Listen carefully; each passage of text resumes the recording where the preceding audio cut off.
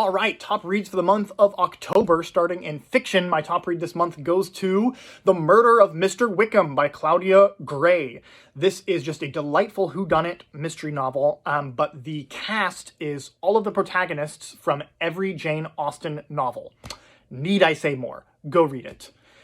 Next up, my runner-up in fiction goes to Of Monsters and Mainframes by Barbara Truelove. This book is, if you take every classic horror monster, I'm talking Dracula, werewolves, Frankenstein, but then you put that in space, and that is this book.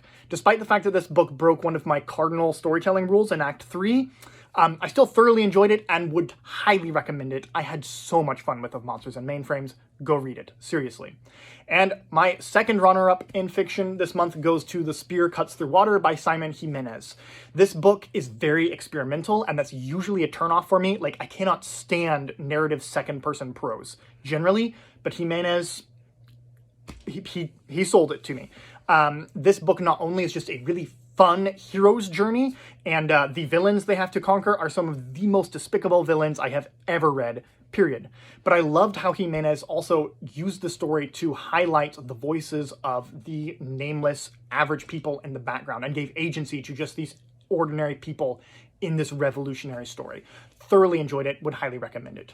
Moving on to nonfiction, my top read this month goes to Mastering the Art of Soviet Cooking by Anya von Bremzen. Now, this book is a memoir of Soviet Russia, where each decade Bremzen epitomizes it with a specific dish. So not only is this just writing about food, which how can you go wrong with good writing about food, but it's also just a masterful memoir of Soviet Russia, and I am a sucker for a good Soviet memoir. So highly recommend this book. Thoroughly enjoyed it myself. And finally, my honorable mention in nonfiction this month goes to 24 Hours in Ancient Rome by Philip Matizik. This book, I am famously ambivalent on Roman history. I either love it or I hate it. I am happy to say I loved this book.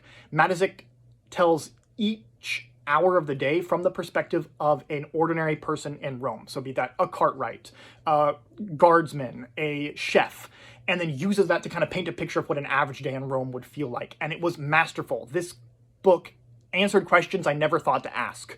Like, what were the traffic laws like in ancient Rome? It was fascinating. I loved it. Go read it. Anyway, so those are my top reads. Let me know if you read anything amazing in October. I'd like to hear about it. If there's any books you would like me to review on this channel, leave me a comment and I'd like to get to it. And until next time, happy reading.